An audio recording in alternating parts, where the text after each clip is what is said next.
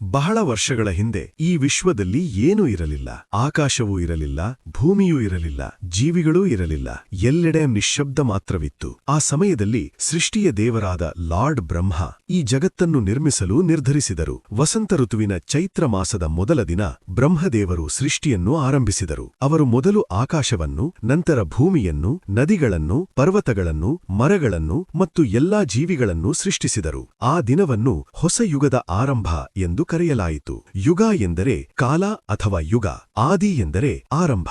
ಈ ಎರಡು ಪದಗಳು ಸೇರಿ ಯುಗಾದಿ, ನಂತರ ಅದು ಉಗಾದಿ ಎಂದು ಪ್ರಸಿದ್ಧಿಯಾಯಿತು. ಆದ್ದರಿಂದ ಉಗಾದಿಯನ್ನು ಹೊಸ ವರ್ಷದ ಆರಂಭವೆಂದು ಆಚರಿಸಲಾಗುತ್ತದೆ. ಈ ದಿನ ಜನರು ತಮ್ಮ ಮನೆಗಳನ್ನು ಸ್ವಚ್ಛಗೊಳಿಸಿ ಮಾವಿನ ಎಲೆಗಳಿಂದ ಅಲಂಕರಿಸುತ್ತಾರೆ, ಹೊಸ ಬಟ್ಟೆಗಳನ್ನು ಧರಿಸುತ್ತಾರೆ. ಈ ದಿನ ಒಂದು ವಿಶೇಷ ಪದಾರ್ಥವನ್ನು ತಯಾರಿಸುತ್ತಾರೆ, ಉಗಾದಿ ಪಚ್ಚಾಡಿ. ಈ ಪದಾರ್ಥದಲ್ಲಿ 6 ರುಚಿಗಳು ಇರುತ್ತವೆ: ಸಿಹಿ, ಕಹಿ, ಹುಳಿ, ಉಪ್ಪು, ಖಾರ ಮತ್ತು ತಂಗಿ. ಈ 6 ರುಚಿಗಳು ಜೀವನದ 6 ಭಾವನೆಗಳನ್ನು ಸೂಚಿಸುತ್ತವೆ: ಸಂತೋಷ, ದುಃಖ, ಕೋಪ, ಭಯ, ಆಶ್ಚರ್ಯ ಮತ್ತು ಶಾಂತಿ. ಉಗಾದಿ ನಮಗೊಂದು ಮಹತ್ವದ ಸಂದೇಶವನ್ನು ನೀಡುತ್ತದೆ.